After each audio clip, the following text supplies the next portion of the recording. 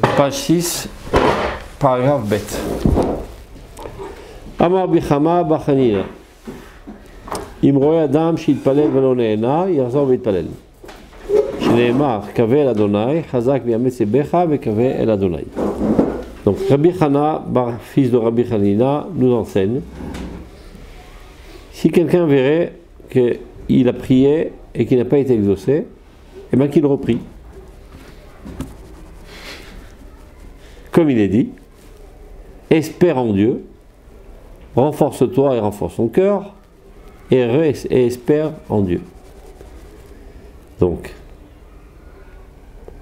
ça vous paraît normal? Non. Moyen de... Hein? Moyen. Quoi moyen? Je sais pas, si Dieu nous exauce pas... Il sait ce qu'il fait, non? Ça fait un petit peu nodnik. Merge, en une. Après, j'ai envie de vous dire, tous les jours on redemande la même chose dans la prière, donc je crois pas. D'accord. Donc ça nécessite une explication. A priori, c'est pas en l'enquiquinant, lui faisant de la pression, qui va craquer, et finalement ça va marcher. Et en plus, c'est Chachamim qui nous disent de le faire. Et il s'appuie sur le pasouk, qui dit Kavel Hashem, espère en Dieu. Hazak, renforce ton cœur. Pourquoi tu renforces ton cœur? C'est parce que tu n'as pas été exaucé. Donc tu te laisses, ne craque pas et espère en Dieu. Alors on retourne. Ligne 14. L'oumat tachlita shalatefila. C'est en fonction de la finalité de la prière, l'objectif de la prière. Ve'asagat amevuka sheba liada. Et le fait que notre demande va être finalement exaucée grâce à la prière. Maintenant, quel est le véritable objectif? Il explique les gadel kochot hanefesh.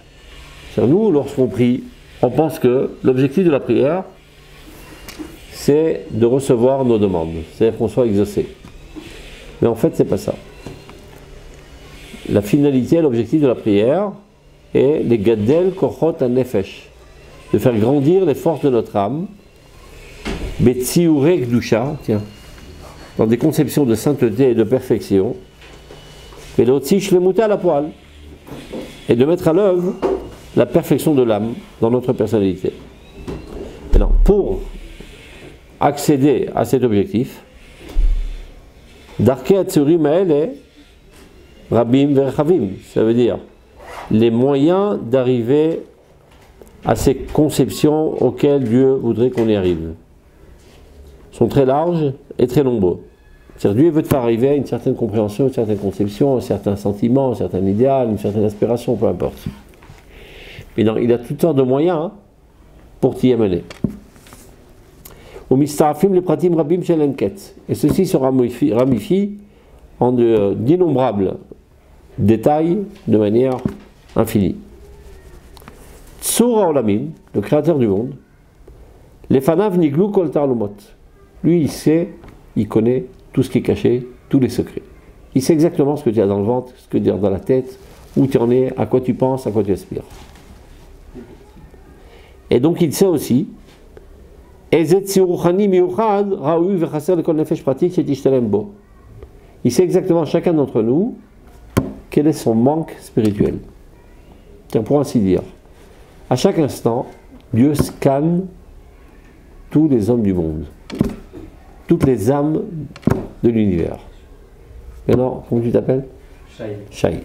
Maintenant, on observe de près Shai.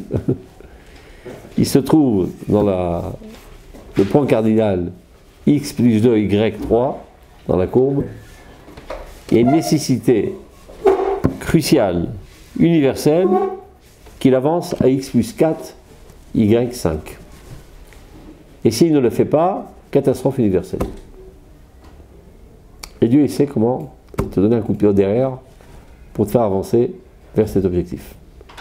Chacun de nous, il sait exactement quelles sont les situations qu'il faut lui créer, environnantes, pour le faire bouger. C'est différent entre chacun de nous. Alors regardez dans les mots d'abord. Tsur haolamim, le créateur du monde. Les fanav niglu kol taralumot. Tout est dévoilé devant lui, il sait exactement chacun de nous où on s'en trouve, ce qu'on pense, etc. Et quelle conception spirituelle spécifique lui est nécessaire. Vechasser le konefesh, et manque à toute âme individuelle afin qu'il se parfasse. Ça sonne pas clair. Tu connais en français? Parfaire. Non. Parfaire. Non, afin qu'il se Parfait. Bref, on est tous des nuls en pathos. Tous des nuls en pathos. C'est notre dénominateur commun. On continue. Qu'il se parfaisse avec AI2SE. On essaie toujours, on verra bien. Bah dites-le, on va comprendre. Voilà, c'est mieux. Afin qu'il s'améliore. Voilà. Comme ça, tu prends pas de problème. Hein? Il devient parfait, c'est ça? Qui devient meilleur. Qui s'améliore, voilà. Qui est comme si. On pas de problème, lui. Chez les filles de Sor et Reish Talmud, selon le besoin de cette perfection, Ishtalmudzu, Makbil vient en parallèle, Besidur Chochmato Eliona, par l'ordre de sa sagesse la plus suprême d'Akadosh Baruch Hu, Matzav Achisaron, la situation de manque, à Misdamen, c'est-à-dire circonstancielle, à Matzrich et Atfila, qui va nécessiter la prière. Donc, je vais dire ça en termes plus simples. Je le répète.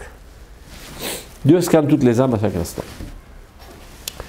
Et chaque âme a son importance capitale dans l'avancement du monde. Il s'avère qu'il y a un certain bonhomme, un gentil juif, qui est bien, il est sympa, etc. Il a des bonnes midotes, il étudie la Torah, il prie. Mais il est coincé à un point, il a jeté l'encre, il se sent bien où il se trouve. Il n'a pas tellement envie de progresser. Et le fait qu'il ne progresse pas, ça réalise un bouchon qui empêche le courant divin de courir dans les mondes et de faire avancer tout dans le bon sens. C'est lui qui bloque tout. Donc il y a une nécessité universelle que ce bonhomme avance. Comment le faire avancer? Dieu, il sait exactement, chacun de nous, quelles sont les circonstances qui sont susceptibles de l'amener à prier. Et en priant, il va avancer. Alors, je vais donner un exemple terrible pour mieux comprendre ce qu'il veut dire. Comme on dit, une image vaut mieux que 1000 mots. Imaginons un bonhomme qui est religieux, froum, comme on dit en France, et il prie tous les jours, il va à la synagogue, etc. Mais disons que ce n'est pas exactement sa tasse de thé, la prière. Il le fait pour appartenir au club des religieux, mais ce n'est pas exactement ce qui l'intéresse. Donc il cherche le minyan le plus rapide dans le quartier, 28 minutes, il arrive un quart d'heure en retard, il part un quart d'heure à l'avance. Il y a un problème de calcul, mais c'est pas grave. C'est comme dans le Kodesh Kodashim, le Krovim, c'était plus grand. Il n'en a que faire la prière, mais il prie quand même. Mais lui, c'est un homme d'affaires. Une machine à sous. La seule chose qui l'intéresse dans la vie, qui le fait jouir, c'est de gagner du fric, du pognon. Là, il est en jouissance totale. Et c'est bien dommage, parce que c'est un pauvre type, en fait. Le mec qui court après le fric, c'est vraiment un idiot. Il faut le faire avancer. Comment faire? Un beau jour, il est assis avec un autre homme d'affaires, en train de conclure une affaire de 100 000 $.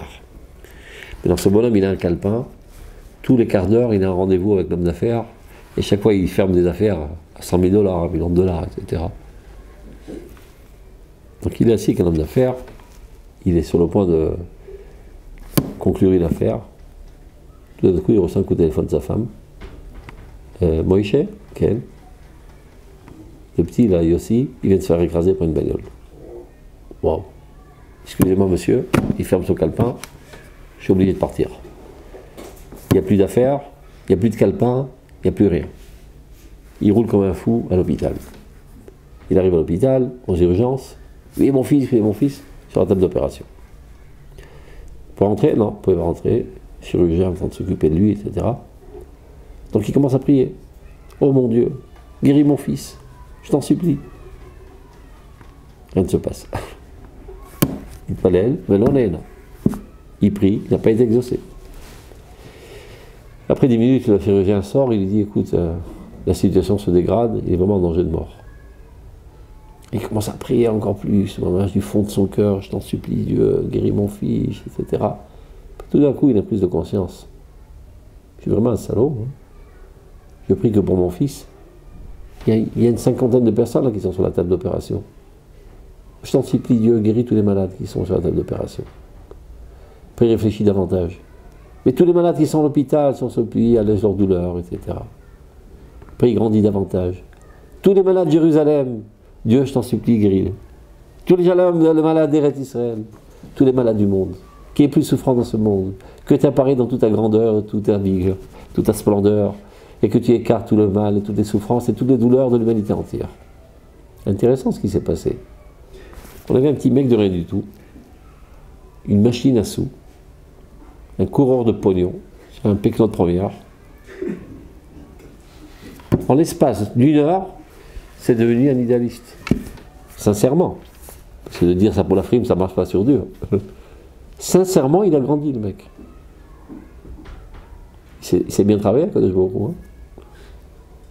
Comment on a fait grandir un pécno de première? Oups, il est monté en l'espace d'une heure, 2 heures, un idéaliste qui se soucie de la douleur de tous les juifs, de tous les hommes du monde, etc., et qui aspire intensément et sincèrement à ce que Dieu apparaît dans ce monde pour écarter toutes les douleurs et qu'il apparaît dans toute sa grandeur, toute sa splendeur et toute sa magnificence, etc. etc. Ouais, est-ce que vous pensez que ça reste ça?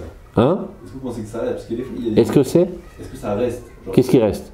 Parce qu'il y a des fois, on a on va dire des moments. Même si ça tombe, Ma'alim Bakodesh vel Moridim, ce qu'il s'appelle. Ouais. Ça veut dire, lorsqu'on monte dans le Kodesh, on ne descend jamais. C'est-à-dire, on a des petites chutes, mais on appartient à ce Kodesh. Comme par exemple, je donne un exemple que tu vas comprendre tout de suite. Il n'y a rien de mieux que les exemples. De même, un petit mec de rien du tout. C'est vraiment un idiot, je sais pas. En plus, il rentre à la macolette, il pique du fromage sans payer, etc. Il dit des gros mots, il est Khalil Shabbat, etc. Il arrive à l'armée, la guerre éclate, il est sur le front, ça tire dans tous les sens, et tout d'un coup il ressent un élan profond de se jeter dans la gueule du loup et de se mettre en danger, mettre sa vie en péril, pour maîtriser la situation et faire un renversement de situation pour sauver le combat, qui va finalement sauver le peuple d'Israël. Tu vois, un pécno de première, c'est te lever au niveau de Kiddush Hashem. Tu vas me dire, mais constamment il va rester dans cette pensée de Kiddush Hashem? Non. Il va retourner à la maison, il va enlever son uniforme, il va commencer à casser les pieds à sa femme, et encore une fois dire des gros mots, etc. Et te mettre Shabbat, préplosé. Mais quand même, il a ça dans le ventre. Une fois qu'il s'est levé à ce niveau, il appartient à ce niveau. Et de ce fait, que lorsqu'on se retrouve dans une situation semblable, par exemple, je sais pas, on se balade, nous, les quatre comme ça, à Rechoviafo, et il est avec nous. Tout d'un coup, un terroriste qui surgit et qui commence à mitrailler dans tous les sens. Et nous, on est sidérés, on a peur, on ne sait pas quoi faire. Et lui, il court vers le terroriste, au péril de sa vie, et il le neutralise. D'où il tire sa force, parce qu'il appartient déjà de cette sphère de dévouement et d'abnégation de sa vie pour la sanctification du nom de Dieu.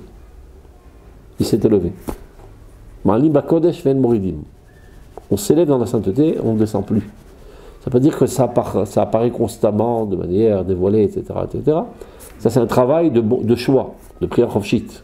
Mais c'est une nouvelle nature. Et donc, dans certaines situations, elle ressurgit. Clair? Donc, ce bonhomme-là qui s'est élevé à cet idéalisme, il appartient à cette nature maintenant. C'est pas eux qui va rechuter, mais déjà moins rechuter, parce qu'il est toujours dans la tête. Fais pas le zouave, ton fils encore une fois peut se faire écraser. Et il y a une chance que ton Akadosh Baruch Hu a exaucé ta prière, c'est pas toujours pour rire. Donc ça va le calmer, le bonhomme. Donc c'est ce qu'il est en train de dire le Rav Kook. Akadosh Baruch Hu scanne toutes les âmes. Et il sait qu'il y a une nécessité ultime que ce bonhomme avance. Et il sait chacun de nous quelle est la circonstance qui est susceptible de l'amener à prier de tout son cœur et qui va l'élever. Donc, je dis ça par cœur après on va voir dans le texte. Celui qui prie et qui voit qu'il n'a pas été exaucé, a priori il pourrait arriver à la conclusion que tu as dit au début, Dieu il sait bien ce qu'il fait, non? On va pas le kikiner. Non. En fait, Dieu, on va dessiner, ça va être mieux, regardez. Excusez-moi, monsieur le micro. Ah, il peut venir avec moi? Oh. C'est bon, je laisse le micro là. Alors, voilà. Voilà. Le bonhomme, il est là, à ce point-là. Et il est nécessaire qu'il arrive à ce point-là. C'est-à-dire, alors, quel est le catalyseur qui va l'obliger à gravir les échelons? Le minus. Un problème. Par exemple, son fils est malade. Maintenant, il commence à gravir l'échelon. Oh, je t'en supplie, Dieu, guéris mon fils. C'est déjà pas mal qu'il s'adresse à Dieu. Parce qu'après, il n'a jamais prié, ce madame. Il est arrivé à la synagogue, il faisait une récitation de texte rapide, et ras-le-bol, pourvu qu'on en finisse au plus vite. Là, il s'adresse véritablement à Dieu, et il le supplie. Donc il a déjà grandi. Ouais, mais il n'est pas arrivé encore à l'objectif. Donc le minus continue d'être. Il gravit l'échelon, guérit tous les malades de l'hôpital, guérit tous les malades d'armes Israël, guérit les malades de toute l'humanité, que ta gloire apparaisse dans tous les mondes. Il est arrivé à ce point, plus besoin de ça. Plus besoin de ce catalyseur qui le motive à prier. C'est clair?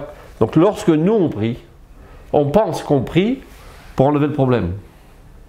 C'est exactement le contraire. Dieu crée le problème pour qu'on prie. C'est clair? Et qu'est-ce qui arrive? C'est une fois qu'il est arrivé là, le fils il meurt. Ben mince, alors il a prié pour rien. Non, il n'a pas prié pour rien, il a prié pour l'essentiel. Ce qu'on veut, c'est qu'il grandisse. Il se peut très bien qu'il y avait un décret qui devait mourir, ce gosse. Oui ou non. Il faut guérir, il faut guérir pas. Dieu, il n'est pas à nos ordres. Il sait ce qu'il fait. Mais il lui fallut, maintenant on me dit, mais c'est pas juste cette histoire. Pour que celui-là, il grandisse, on envoie une tuile à celui-là? Non, les craintes. L'homme toi vote Albanie, mais l'homme bani mal la vote. Lui, il avait aussi son compte à rendre à Kadosh Baruch. Et Dieu a fait un concours de circonstances. C'est-à-dire, parfois, je te donne un exemple.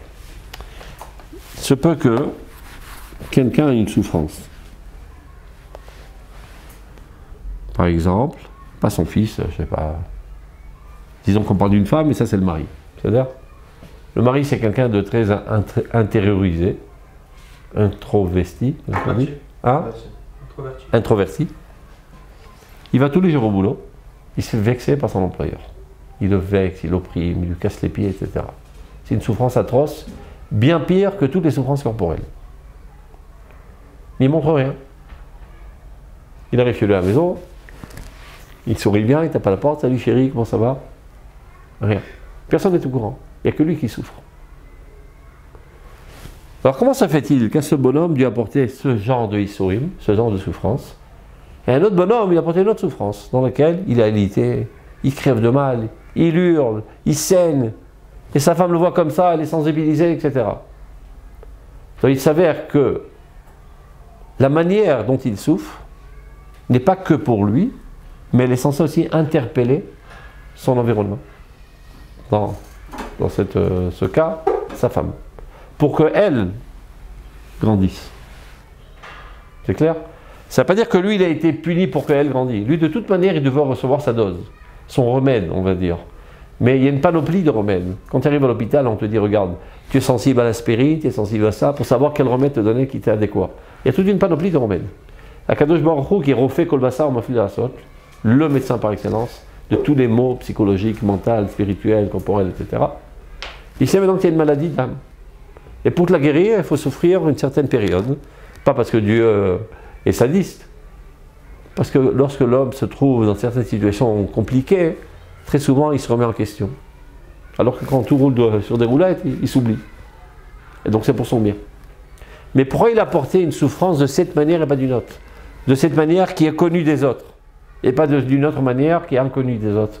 C'est pour interpeller l'environnement. C'est clair? Donc c'est pas que lui il a été puni pour que lui grandisse, Ras Shalom. D'abord le mot puni, il faut le bannir. Il n'y a pas le mot puni. Dieu lui a envoyé un remède douloureux.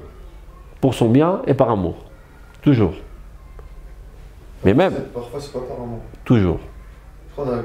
Dieu est toujours amoureux de ses créatures. Jamais Dieu se venge. C'est pas un petit mec qui s'énerve et qui tient rancune. Là, beaucoup. Je crois une fois dans Brachot, il y a marqué qu'il y a des issourim de Ahava. D'accord, il y a plusieurs issourim, mais c'est toujours un remède. C'est clair? Maintenant qu'on a compris le principe, on va revoir ça dans le texte. Regardez. On va commencer depuis le début. Donc si quelqu'un a vu qu'il a prié et qu'il n'a pas été exaucé, eh bien qu'il reprie. Alors il explique pourquoi. Le umat tachlita shel la tfila. C'est-à-dire vu l'objectif de la prière. Vasagat amevuka sheba aliada, et le fait que finalement qu'il y a des chances d'être exaucé grâce à cela. Mais quel est l'objectif? Les gadel kochot hanefesh, de faire grandir tes forces d'âme, te faire grandir dans tes conceptions, tes inspirations, etc. Mitzurek dusha, dans des conceptions de sainteté, de perfection, et de mettre à l'œuvre la perfection de ta âme, dans ta personnalité consciente. Donc, afin d'accéder à cet objectif, darket tsurim ale rabim verechavim. Il y a énormément de conceptions qu'on est censé acquérir.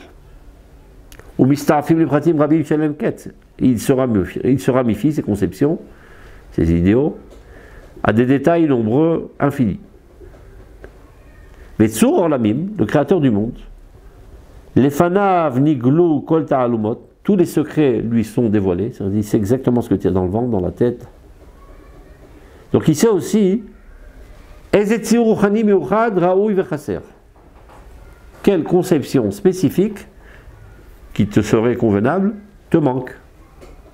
L'école nefesh pratit, à toute âme individuelle.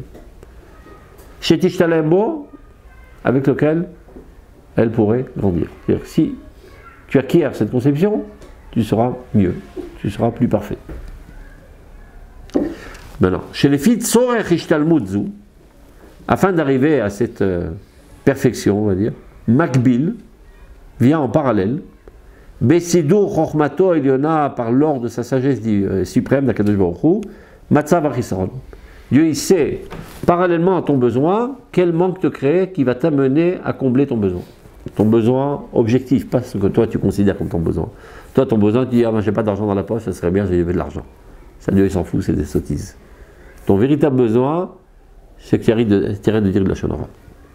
Ton véritable besoin, c'est que tu arrêtes d'être égoïste, que tu penses aux autres. Et ce n'est que comme ça que tu seras un homme parfait. Dieu le sait, toi tu n'en es pas conscient parfois. Tu sais même pas ce qui te manque dans la vie. Tu dis, je suis parfait, je suis extraordinaire. Il y a des gens qui vont avec un t-shirt, Ani mouchlam. Je suis parfait. C'est une manifestation d'imperfection. Peu importe. Mais Dieu, lui, sait exactement ce qu'il te faut pour grandir. Donc, pour t'amener à grandir, en conséquence, il crée un manque qui est susceptible. C'est pas obligé, tu as toujours ton libre arbitre. Tu veux dire, je m'en fous, je me révolte contre Dieu, qu'il est au diable, pourquoi il a tué mon fils? Il y a des gens, c'est comme ça qui ont réagi, on ne peut pas les juger, qui ont réagi comme ça à la Shoah. Ils sont devenus haineux contre Dieu. Ah, il nous a fait ça, je ne veux plus entendre parler de lui. Donc des gens qui réagissent comme ça dans tous les malheurs qui leur arrivent, toutes les galères qui leur arrivent, ils se mettent en colère contre Dieu. Tant pis pour eux. Mais en fait, Dieu, quand il t'apporte des tuiles, ça peut être aussi pas seulement des tuiles, ça peut être des bonheurs aussi. Il y a des gens qui, d'Afka, dans des circonstances très très joyeuses, ça les fait sangloter et ça stimule en eux un languissement profond de Dieu. Donc Dieu sait exactement, chacun selon son tempérament, qu'est-ce qui lui est nécessaire pour le faire progresser. On continue. Donc, il sait exactement la situation de manque, amis d'amen, circonstancielle, à matzri khatatfila, qui va l'amener à prier. Alors, c'est-à-dire que finalement, quand on demande quelque chose pour nous-mêmes à Hachem, en réalité, c'est un peu problématique. Puisqu'on remet en question ses choix. Non, parce que Dieu que tu pries. C'est pour ça qu'il t'a créé ce manque. Ok. C'est clair? Maintenant, il faut toujours rentrer ça dans le cadre du clan. C'est-à-dire, en fait, ce qui m'intéresse, c'est pas que j'ai de l'argent. Ce qui m'intéresse, c'est que j'ai pas de soucis pour que je puisse m'adonner totalement à l'idéal divin. C'est une prise de tête de gagner de l'argent. D'accord? Libère-moi de ce problème. Fais-moi plaisir, fais en sorte que j'ai de l'argent facilement sans trop me prendre la tête. Comme ça, je peux m'adonner au Kibbutz Galouyot, Bilan Yerushalayim, tous les idéaux qu'il y a dans la Torah. Si c'est comme ça que tu pries, c'est une véritable prière. Si tu dis Dieu, je t'en supplie, dis-moi du fric. Pour faire quoi exactement? Pour que tu fasses le doigt? Il faut que tu sois pauvre. Il y a des gens que Dieu, il choisit qu'ils soient pauvres. Parce que s'ils sont riches, ils risquent de mal tourner. Il y a d'autres qui choisissent qu'ils soient malades. Parce que s'ils sont trop en bonne santé, ils risquent de faire les oeuvres. Il y en a d'autres, il leur donne l'impression qu'un être qui leur est très cher, son fils, sa femme, est en danger de mort constant. En fait, il n'a rien, le gosse. Mais je sais pas, un des médecins, il lui dit, tu sais, il a peu de chance de continuer à vivre. Donc il est toujours sur le qui-vive. Il fait attention de ne pas trop dérailler, parce que sans quoi Dieu risquerait de prendre son fils. En fait, il n'a rien, le gosse. Il vivra jusqu'à 90 ans, jusqu'à 120 ans même. Mais c'est ça ce qu'il a maintenu dans le bon chemin. Kolma David Rahamana l'état va vide. Tout ce que Dieu fait, c'est parfait. C'est toujours pour le bien. Même les galères les plus douloureuses. Sans cela, on va savoir où tu te trouverais aujourd'hui. C'est ça qui t'a maintenu dans le bon chemin. Celui qui pense de cette manière, dès le Kuzari, il est toujours content. Quoi qu'il lui arrive. Il reçoit un chèque de 10 millions de dollars, il est content. Il se ramasse une baffe, il est content aussi. Il sait que c'est pour son bien. C'est quoi parce que c'est quoi Rahmana quoi? Kolma David Rahamana, l'état va vide. C'est Rabbi Akiva qui dit ça. Tout ce que Dieu fait, c'est pour le bien. Il a dit ça dans les circonstances suivantes. Une fois, il était la nuit, il a demandé qu'on l'héberge. Personne n'a voulu l'héberger. Donc il avait, je sais pas, un âne, un coq et une bougie, un truc comme ça. Donc il était dans la forêt. Il est venu un loup, il a bouffé son âne. Mince alors. Le coq qui devait le réveiller le matin, il s'est fait aussi dévorer. La bougie qui lui permettait de rester un petit peu en lumière, elle s'est éteinte. Il n'a pas ronchonné. Tout ce que Dieu fait, c'est pour le mieux. La nuit, sont arrivés les soldats romains et ont saccagé ont assassiné tout le village. Et s'il avait été hébergé, il aurait été égorgé avec. Et si le coq était là, il aurait fait coucouricou. Donc ils sont venus aussi l'égorger. Et si l'âne était là, il aurait fait oh il aurait aussi égorgé. Et si la bougie était là, il l'aurait repéré. Il aurait aussi égorgé. Donc quand ça t'arrive, tu dis quelle galère qui m'arrive. C'est pour ton bien. Pour t'éviter des galères encore pires. C'est-à-dire l'ifamim, donc regarde. L'ifamim titacheret kablut tefila. Parfois, ça prend du temps jusqu'à que tu sois exaucé. Tout simplement parce que tu n'es pas encore arrivé au concept spirituel auquel tu dois arriver. Tu n'es que là. C'est pour ça que tu n'es pas encore exaucé. Et tu gravis, tu n'es que là. Donc chaque fois que tu pries, tu grandis. Tu pries de plus en plus intensément, de plus en plus sincèrement, avec de plus en plus de véhémence, tu vas en grandissant. Et tu dis, maman, c'est pourquoi je ne suis pas exaucé encore? Ben parce que tu n'es pas encore arrivé là.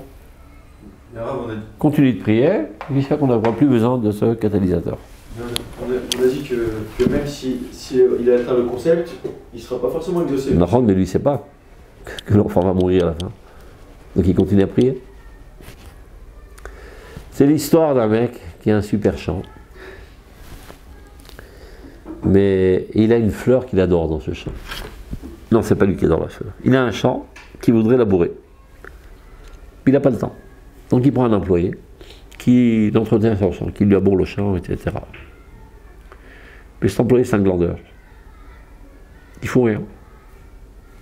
Normalement, il devrait creuser pour trouver une source et faire toutes sortes de sillons pour irriguer tout le champ, etc. Il ne fait rien.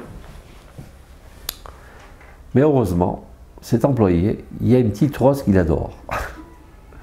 Et cette rose, elle se trouve à l'autre extrémité du champ par rapport à la source.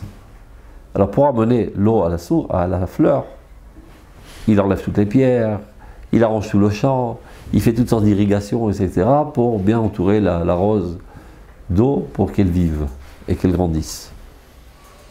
Et voilà que l'eau, en même temps, a irrigué tout le champ, et tout le champ a fleuri, etc. Mais en arrivant vers la fleur, l'irrigation s'est un petit peu asséchée, et finalement la fleur s'est fanée et elle est morte. Vous avez compris le machal? Ce que Dieu veut, c'est que tu irrigues l'univers entier de l'abondance divine dans ce monde, par ta prière. Ce qui, toi, t'a stimulé, c'est ces petites fleurs. Donc, tu espérais toujours que l'irrigation va mener faire vivre ta fleur. Finalement, elle est morte. Tu dis, maman, alors j'ai prié pour rien. Eh ben non, tu vois bien que tout le champ était irrigué. Ben, moi, je m'en fous du champ, ce qui m'intéresse, c'est mon fils. Bon, tu sais pas ce qu'est la prière, alors. On l'a déjà dit au début de notre étude. La prière, c'est pas les allocations familiales. Donne-moi, donne-moi, donne-moi. Ou leur ovdo bechol avafrem. C'est pour servir Dieu, c'est pour lui, c'est pas pour toi. Tu es au service de Dieu. Tu es associé à Dieu pour son dévoilement. Parce qu'il s'avère que son dévoilement dépend de toi. Pour que le monde soit bien, il faut que toi tu sois bien. Ça veut dire que Dieu se dévoile dans ce monde. Alors Dieu se dévoile par exemple dans la miséricorde.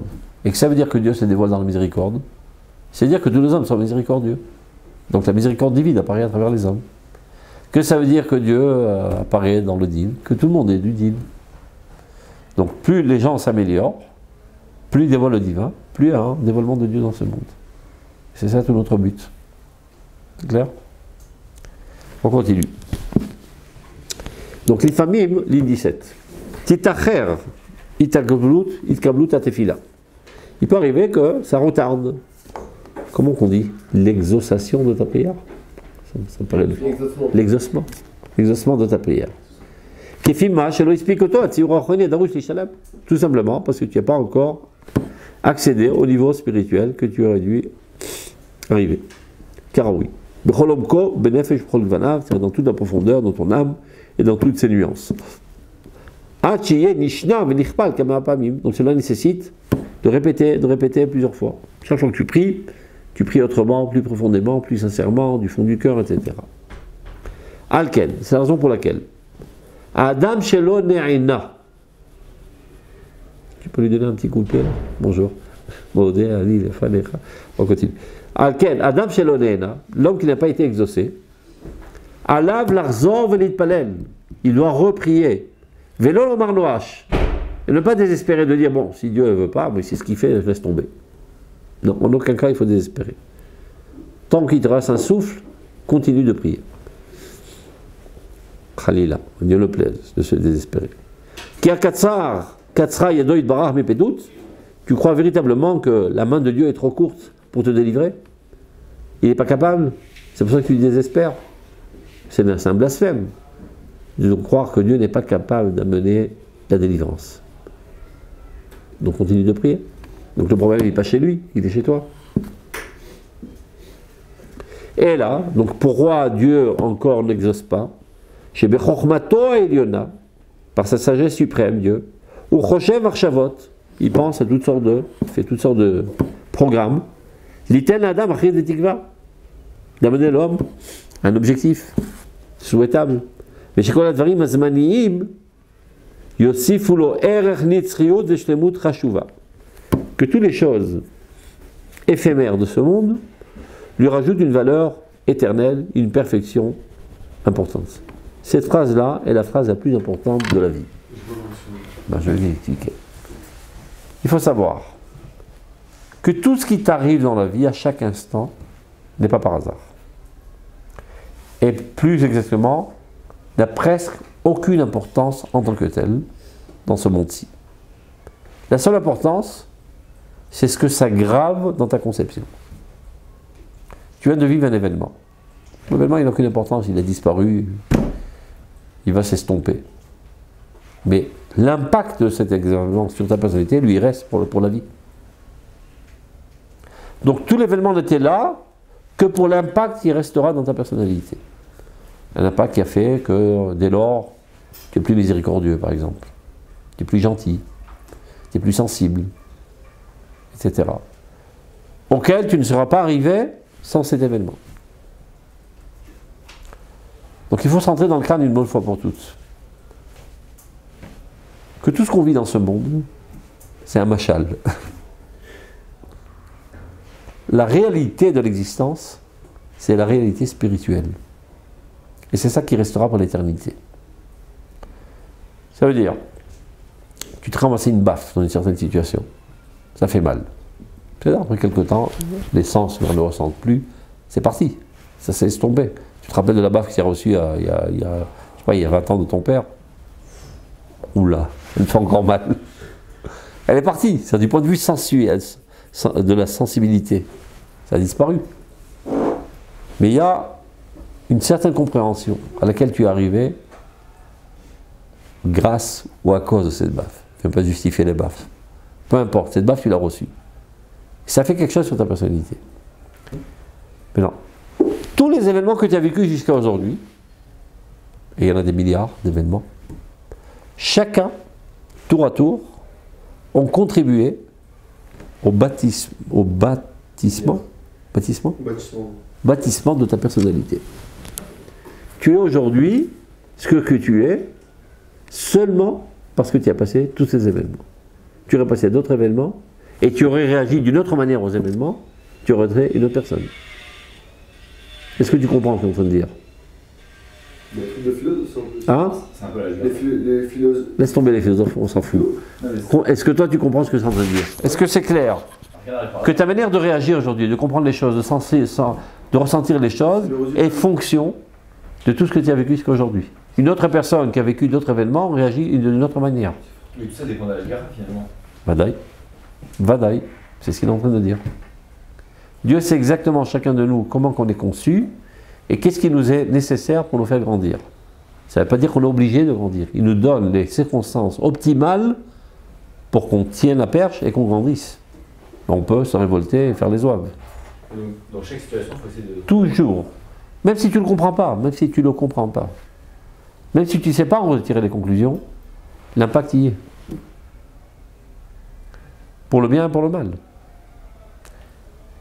Par exemple, la faiblesse politique qu'il y a aujourd'hui dans l'État d'Israël, qu'on n'ose pas riposter quand les criminels nous assassinent, on doit demander l'autorisation des goïms, mais est-ce qu'on a le droit de nous protéger? D'où ça provient cette débilité profonde de la Shoah? On a tellement été tabassés, annulés totalement, qu'on a peur de notre ombre. On a honte d'exister. On doit demander l'autorisation des goïms d'exister, Michal. Ça veut dire que la catastrophe essentielle de la Shoah, et ça fait très mal ce que je suis en train de dire, surtout pour les rescapés de la Shoah et ceux qui ont perdu leur chair à la Shoah. Ce n'est pas les 7 200 000 qui sont morts. On dit 6 millions, mais en fait, il y a 7 200 000 selon Herzl. Comment s'appelle ça? Le musée de la Shoah. Yad Vashem. Ça, c'est très douloureux. Mais il y a quelque chose de 100 milliards de fois plus grave. C'est l'infirmité mentale et spirituelle de laquelle on est sorti suite à la catastrophe de la Shoah. Et qui a des répercussions dans la politique israélienne jusqu'à aujourd'hui. Bien que Baruch Hashem, on est 70 ans après la Shoah, on s'est redressé, notre stature de notre indépendance nationale va de mieux en mieux jour après jour. Et malgré tout, les séquelles de la Shoah sont encore très fortement ancrées dans la personnalité collective. C'est une question de temps alors. D'accord. Maintenant, je vais rajouter quelque chose qui pourrait avoir l'air un petit peu raciste, mais pas pour moi, moins vrai. Les Ashkenazim sont encore plus frappés dans leur mentalité de trouillard. Parce qu'il n'y a pas un enfant ashkenaz qui n'a pas grandi dans l'ambiance de la Shoah. Sfaradim ont appris la Shoah dans les livres d'histoire. Il y a eu un petit peu en Afrique du Nord, ils les ont pris dans des camps de travail, etc., mais sans aucune commune mesure à ce qu'il y avait en Europe. Il n'y a pas un enfant ashkenaz jusqu'à présent qui ne subit pas les séquelles de la Shoah. Parce que la grand-mère, elle était à la maison. Elle a raconté. Très souvent, elle n'a pas raconté. Ils sont tués au début. Ils avaient honte. Surtout quand ils sont arrivés en Eretz Israël. Ils avaient honte de raconter. Parce qu'il y a une espèce de nouille. Pourquoi vous n'êtes pas révoltés? Pourquoi vous n'avez pas combattu? C'est des salauds qui ont parlé de cette manière. Vous ne pouvez pas comprendre la situation dans laquelle ils étaient. Il n'y avait même pas une option comme ça dans la mentalité de pouvoir riposter. Gros malin, tu es né en Eretz Israël, sur ta terre, indépendant, etc. Évidemment que tu ne comprends pas ça. Mais ils n'avaient pas la possibilité mentale, psychologique. Donc étant attaqués fortement, la plupart ils se sont tus. Et après quelques temps, ils ont commencé à ouvrir la bouche. Et en plus, il y a un lavage de cerveau très très fort qui s'est fait dans la civilisation israélienne autour de la Shoah. Il faut savoir que c'est très très fort. Ma femme, qui n'est pas du tout ashkénaze, une Marocaine qui a grandi dans un quartier déshérité de Jérusalem, etc., elle me dit, quand j'étais petite, j'avais peur que les nazis rentrent par les fenêtres. En Eretz Israël. D'où tu fais une idée si saugrenue? Tellement ils en ont parlé de la Shoah, dans les écoles, dans les trucs, les machins, les enfants ont subi un certain traumatisme. Et dans les Sfaradim, ils n'ont pas vécu ça sur leur chair. Évidemment, il y a de la compassion, il y a une compréhension de la catastrophe et du drame, et c'est intellectuel. C'est dans le sentiment, c'est dans la chair. Je vais comprendre du coup. Pas besoin de comprendre, il faut s'en libérer. On peut comprendre intellectuellement, mais on n'a pas besoin de le vivre et d'avoir les séquelles et d'avoir le traumatisme. Au contraire, bon, prochainement, on n'a pas ce traumatisme. Je vais vous donner un exemple, vous allez comprendre. J'ai entendu le jour, chaque année, il y a le jour de la Shoah, un interview. Alors c'est un journaliste qui interviewe, comme ça qu'on dit, qui interviewe son père. Donc son père n'était pas à la Shoah. Son père, c'était le fils d'un rescapé de la Shoah. Tout à fait normal. Il habite en Eretz Israël. Il est né en Eretz Israël, ingénieur en informatique. Il a fait l'armée, etc., etc. Il dit, écoute mon fils, sache que j'ai dû faire des efforts surhumains pour t'éduquer normalement. Que ça veut dire, papa? Quand j'étais petit, à la maison, avec mon père qui était un rescapé de la Shoah, mon père qui était en Eretz Israël et qui travaillait, qui gagnait dignement sa vie, etc., tous les soirs, à 11 h, il sortait de la maison, il allait chercher dans les poubelles de la nourriture. Ça c'est un des séquelles de la Shoah, parce qu'il n'y avait pas de quoi manger, donc il devait récupérer. De plus, chaque fois qu'on entendait la sirène de la police ou des pompiers, toute la famille rentrait dans le placard. On attendait là-bas pendant 2 ou 3 heures. C'est comme ça que j'ai grandi. Et je ne pouvais même pas imaginer qu'il y a une autre manière de vivre dans la vie. Un petit enfant, il ne comprend pas ce qu'il arrive. Il y a des manières de vivre dans chaque famille. Mais il ne savait même pas quelle en était la cause. Tout ça sont les séquelles de la Shoah. Mais non, il aurait pu transmettre ça à ses enfants de manière inconsciente. Heureusement que ce bonhomme, il s'est fait une auto-analyse et de comprendre quelles en sont les causes et d'arrêter là le problème. J'ai un ami à moi qui a étudié avec moi au Macholem. Il m'a dit, mon père était un rescapé de la Shoah, ou un fils de rescapé, je me rappelle lui, je crois un rescapé. Il m'a dit, quand il voyait à la maison le frigidaire vide, il piquait une crise, il hurlait comme un fou. Il assaillait ma mère, d'hurlement. Il était interdit que le frigidaire ne soit pas plein à craquer de nourriture. Ça, c'est l'effet contraire. Ils ont tellement souffert du manque de nourriture, il faut que ce soit plein de nourriture constamment. Tout ça sont des séquelles de la Shoah. Et il y a aujourd'hui même des associations qui s'occupent des problèmes psychologiques dans la 3e génération après la Shoah. Vous comprenez? Donc vous comprenez d'où provient la faiblesse politique. Mais il y a une majorité de Sfaradim, ça. Oui, mais comme tu le sais très bien, les dirigeants ne sont pas toujours du bon côté. Il y a une ségrégation qui s'est faite, une oppression même, ce qui fait qu'ils ont tenu toutes les places de la direction du pays avec leur carence psychologique et mentale. Et tu le dis de la manière la plus exacte. Je me rappelle, le Rav Wiener, il y a 40 ans de ça, dans un de ses cours, il avait dit « Le jour où les Sfaradim seront au pouvoir, il n'y aura presque aucun problème. » Parce qu'ils n'ont pas subi. En plus, ils connaissent parfaitement la mentalité des Arabes.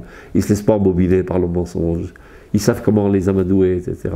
Il y a plein de choses, par exemple. Dans la pensée européenne, de renoncer, c'est être fair play. C'est une grandeur d'âme. D'accord ? Ça me revient de droit, mais quand même, je renonce par grandeur d'âme. Dans la pensée arabe, c'est une faiblesse.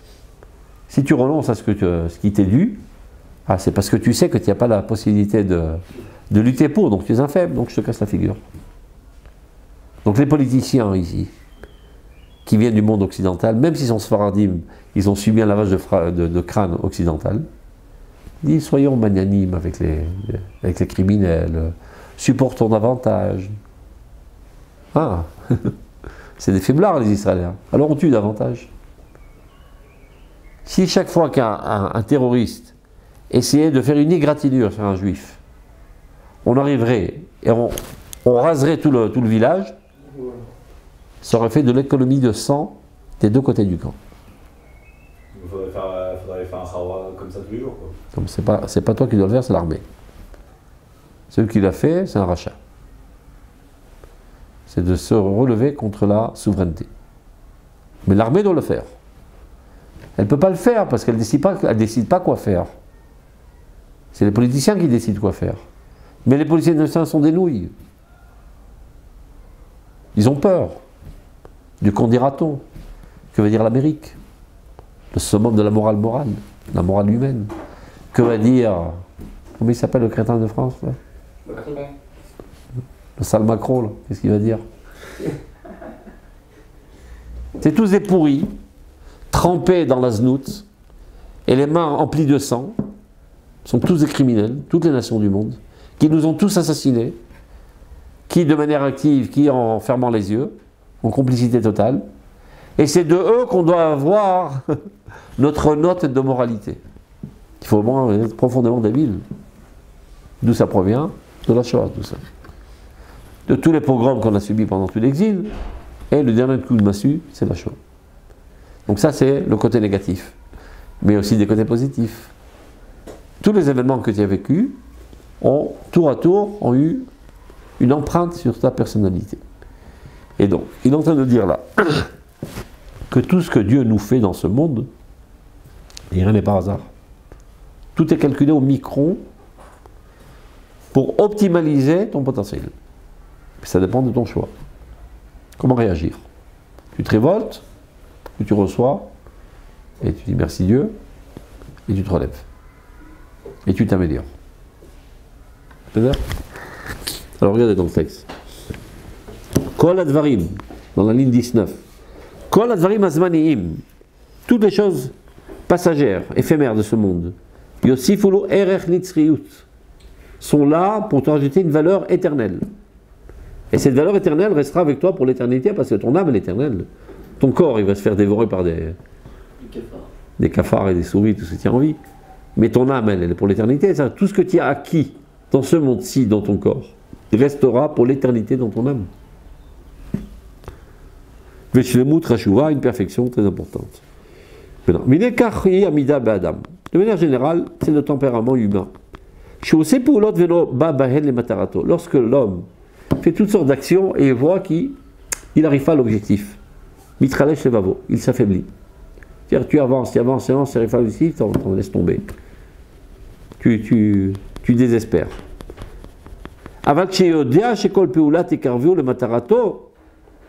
Mais quand il sait que toute action le rapproche de l'objectif, et là chez les filles, mais seulement l'objectif est tellement haut que cela nécessite une multiplicité d'actions. Par exemple, si tu montes des escaliers, je grimpe, maman, je ne suis pas encore arrivé, tant pis, je laisse tomber. Tu sais que le bureau, il est au 12e étage, donc continue de grimper. Mais si tu grimpes sur un escalier automatique, comment ça s'appelle? Escalator, à contresens. Tu marches. Je ne suis pas une nouille, combien j'ai continué? Ça mène à rien. Tu désespères. Donc quand tu penses que tu fais du surplace, tu désespères. Quand tu sais que en fait tu es en train d'avancer, c'est vrai que tu n'es pas encore arrivé à l'objectif, mais tu es en train d'avancer et tu te rapproches de l'objectif, ça te motive. Donc, les vavo mitames aussi vavodato. Et alors son cœur se renforce. Alken Amar, c'est la raison pour laquelle il a dit dans le passage, Kavel Hashem, espère en Dieu. Vatikva ibatzma midat shlemut, le fait même que tu espères en Dieu, ça te parfait. Parce qu'il y a une différence entre parler avec un idiot et parler avec Dieu. Le fait même que tu parles avec Dieu, ça t'élève à une autre sphère. C'est-à-dire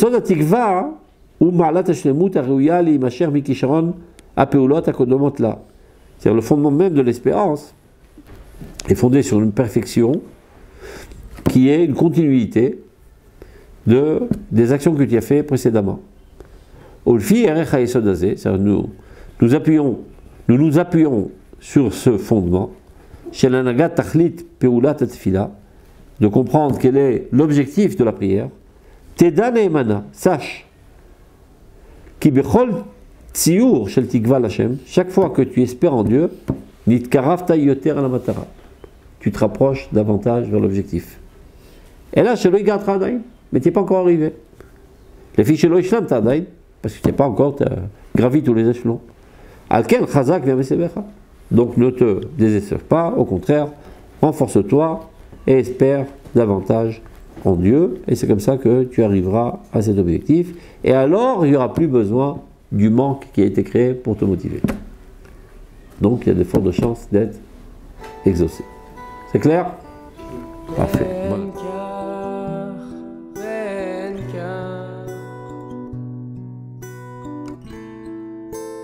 חיים בנים